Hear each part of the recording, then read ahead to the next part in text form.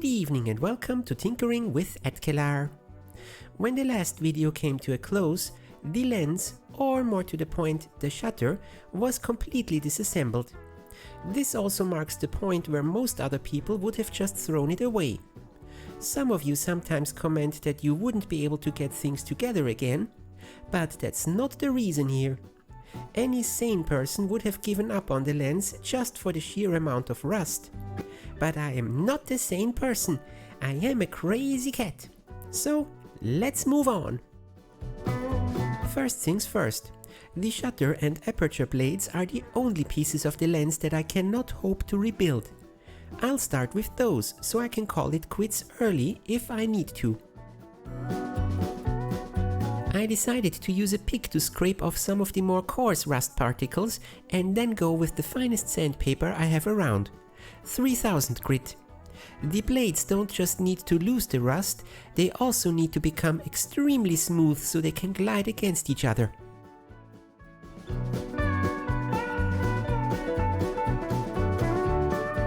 To finish the blades and prevent further rust, I wiped them off with spray-on oil. Note that the shutter blades need to move so fast that any actual oil film would just provide too much drag and possibly cause extra stress on the joints.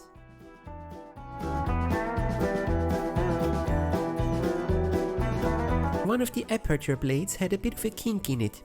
Not sure if I caused it during sanding or if it came like that, but I tried my best to smooth it out again.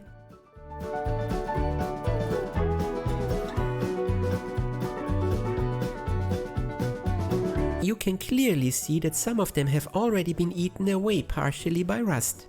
Still, I think there's enough meat left to make a working product. Now to the next problem. The lens itself was also looking very grimy.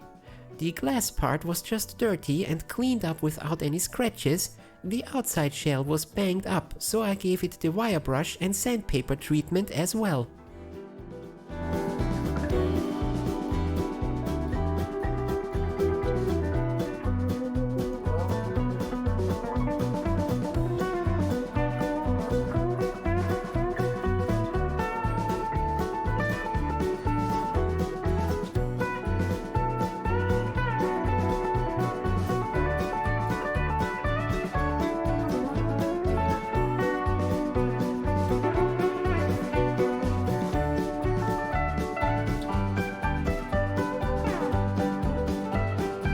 The lens body parts get the Dremel wire brush treatment.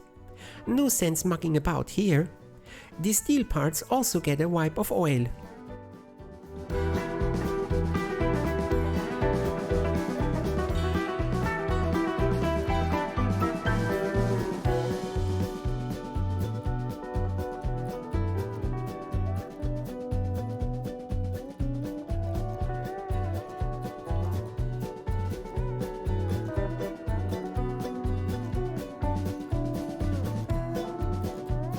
A note on surface treatment. A few parts might have done well with a new coat of chrome, and the blades might need a fresh black coat. But I opted against it, because the tolerances are so tight that I might accidentally fuse parts together by adding a surface layer.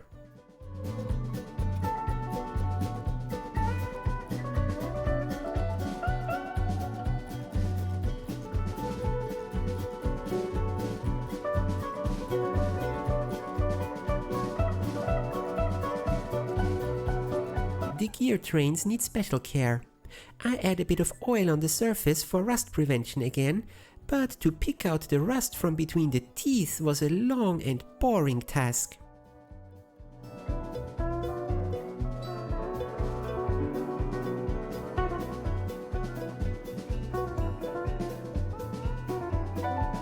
The timing train was a bit more complicated. The drive spring is riveted to the frame and doesn't come out, so all the cleaning had to be done extra carefully so I wouldn't bend that spring.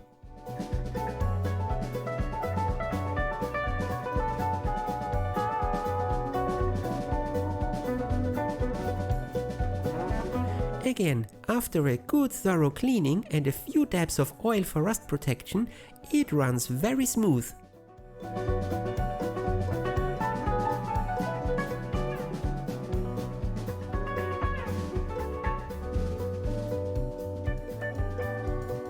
The biggest issue is with the self-timer gears. Since they are all stuck, I had to pry them apart first.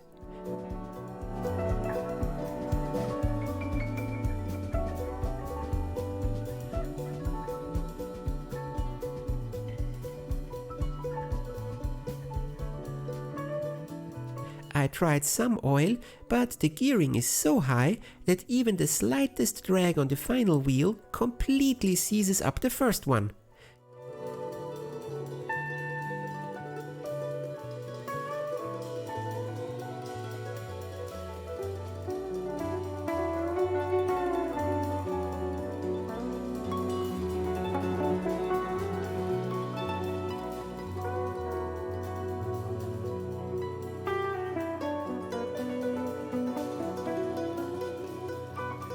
Anyhow, it works, so let's continue.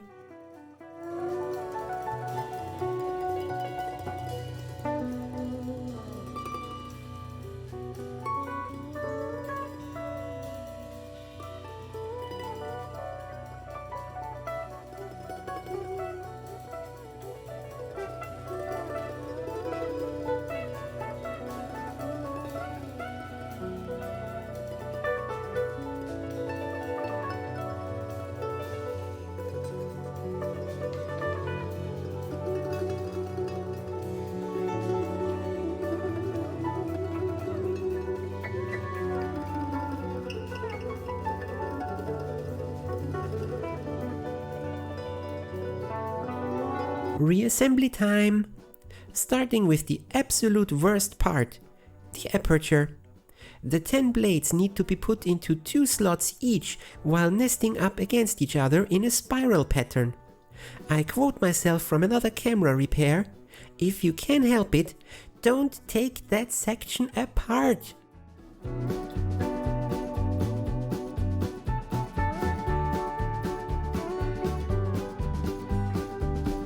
Here's a view of how one of the blades work.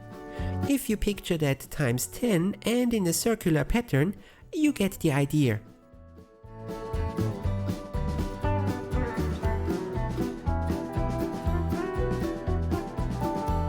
I used some electrical tape to hold the blades against each other and then secure the static outer ring with the screws without tightening them. This way I could pull out the electrical tape and then, one after the other, maneuver the blades into their respective positions.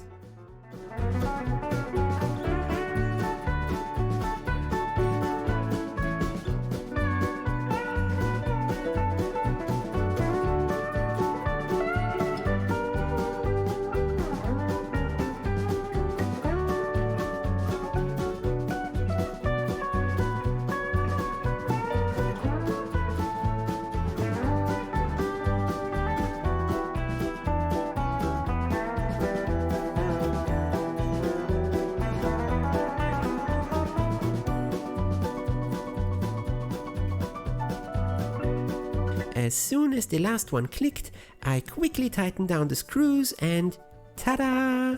A working aperture, f8 to f64.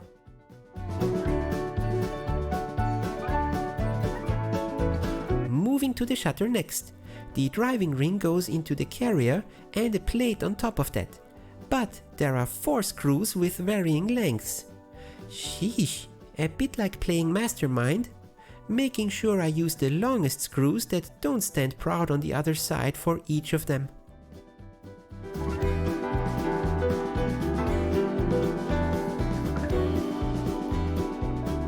I also wipe the screws with some oil for cleaning and rust proofing.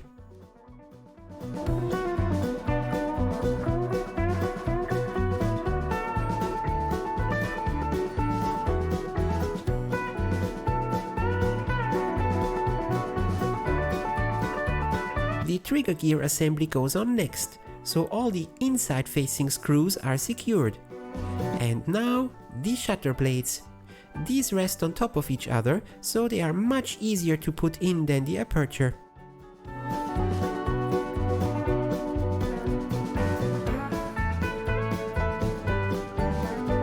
A quick test with the tweezers. Seems to work. This is the moment when I was sure that I could finish at least a mostly working version. To connect the carrier and the shell, I discovered that the flash contact can be removed after all, and just dropped the cover on top of the shutter assembly. Then added the screws on the back side,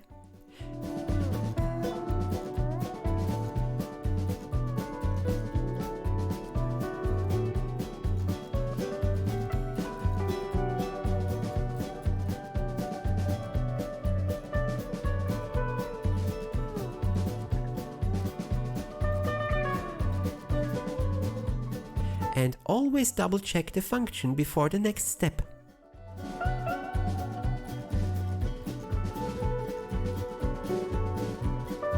From here, it is almost smooth sailings. Just put the parts back in reverse order. Naturally, using the videos and pictures for reference. Adding the self-timer gear set.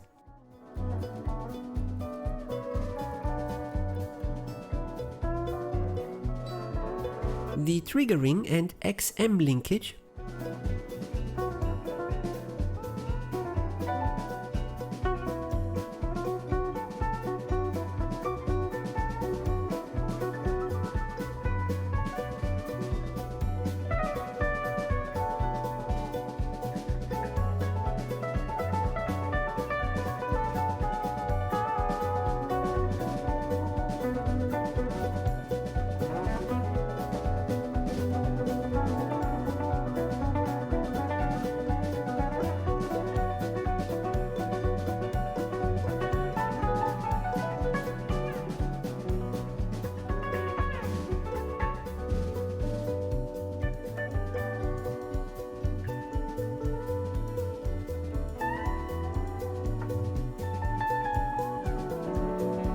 And of course the main timing gears.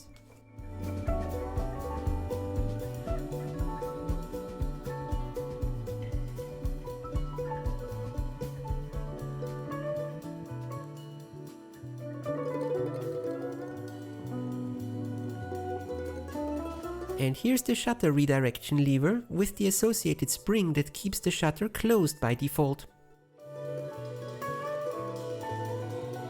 And the linkage for the open shutter button.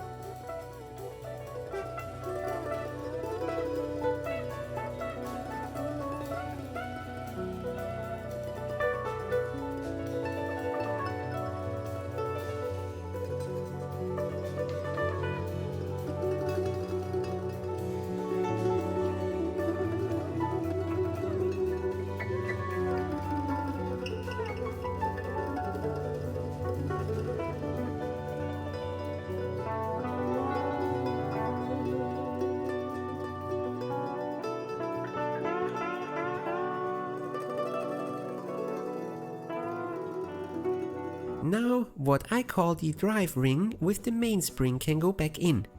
The little triangular part next to the knob is what slams against the shutter lever and does the actual work. Notice that the ring also has some cams on the outside to interact with the gearing.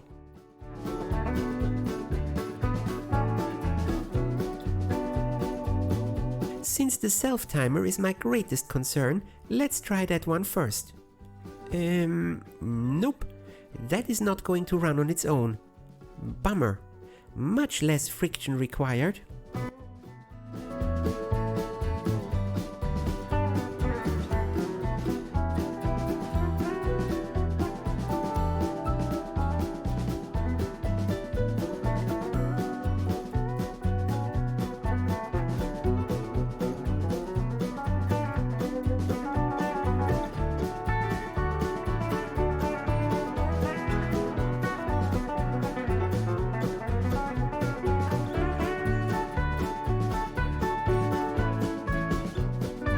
After several cycles of removing, cleaning, trying again, I decided that one of the gears was sitting too loose on the axle and made a new bushing. At sub 1 mm diameter, that was slightly unnerving, but it works. Runs much better now, yet still no success overall.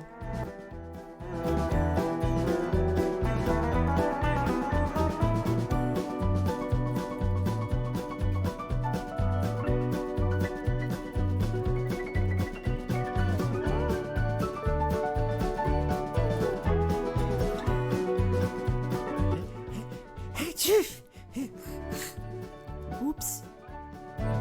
I just sneezed away 2 spacers.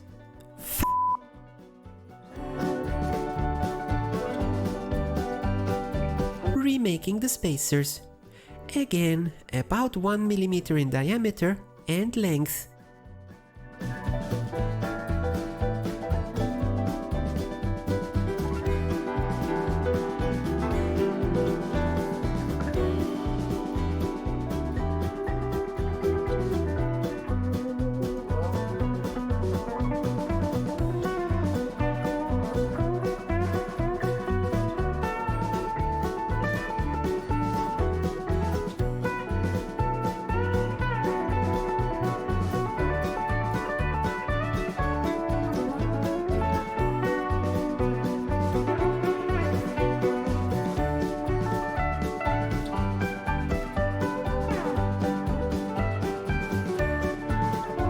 Here, I did sacrifice a screwdriver bit to make a proper tool for these weird screws.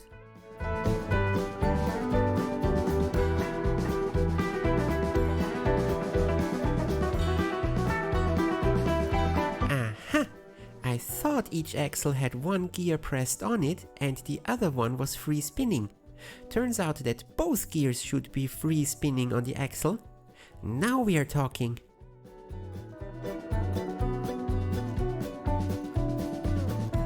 But now, the self-timer mechanism finally works smoothly.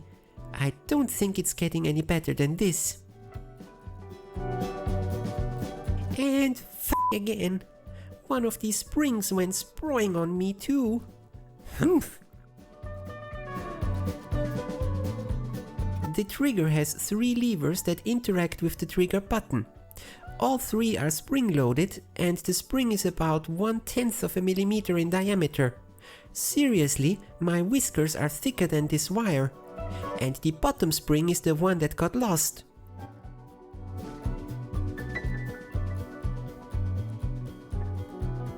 It took some time for a roll of suitable wire to arrive and also to find out exactly how the spring needed to be shaped. I didn't have a picture from the underside of the lever.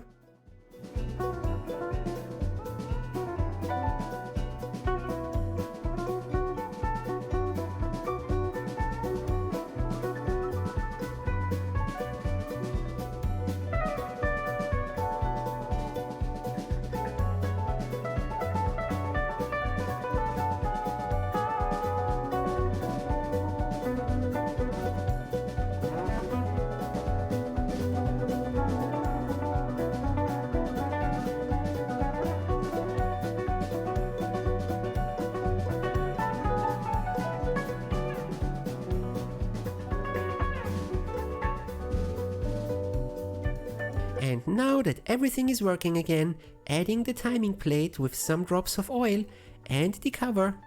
Success!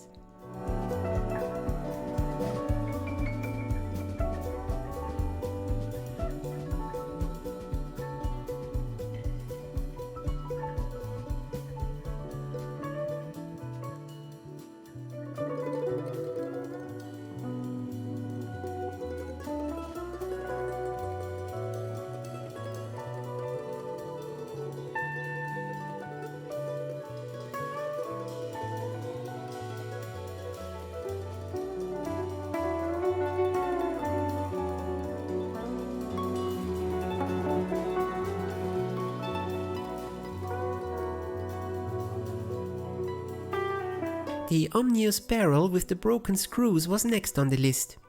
I couldn't find screws in that size, and since the threads were broken on most of them anyhow, I went one size up. I cut new threads and cleaned the countersunk holes. The screws needed to be flush on both sides, so Dremel to the rescue again.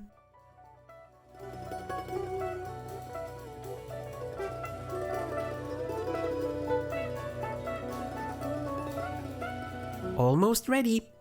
Remember when I had to drill out that pesky lens ring? Well, new ones cost $40 upwards and take forever to arrive here. Let's try out the lathe, shall we? A bit of aluminium stock from the hardware store and lots of whittling later, I have a fitting replacement ring.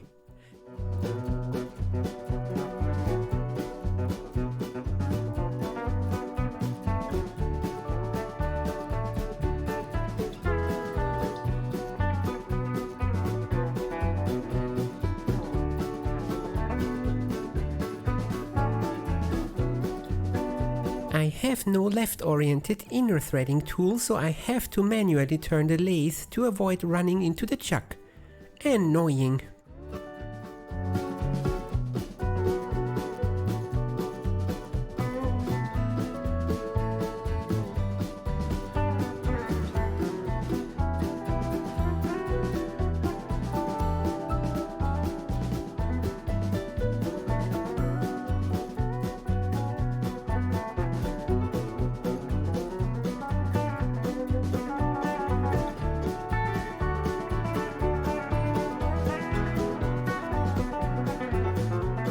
I cut a set of slots in it so I can use my lens mount tool too.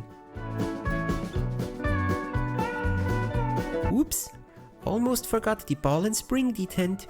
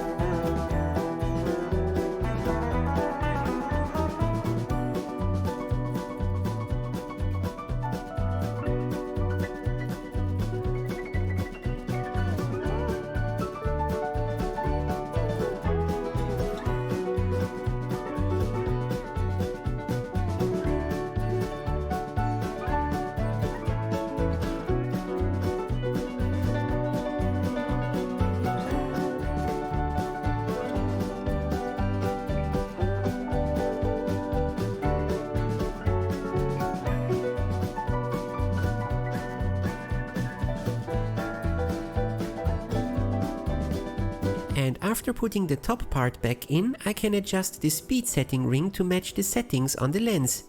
Sweet! Same for the aperture ring on the other side. And for good measure, I cleaned, straightened and repainted the mounting plate, at least on the inside.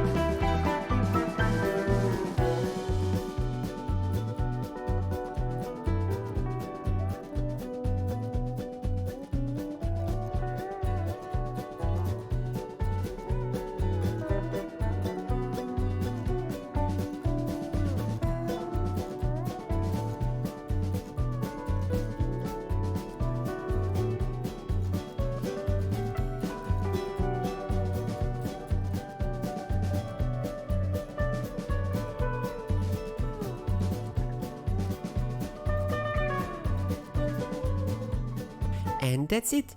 I hope you enjoyed this rather elaborate two-part episode. See you next time! Because the tolerances are so tight that I might accidentally fuse parts together. Yes, fuse. Let's move on.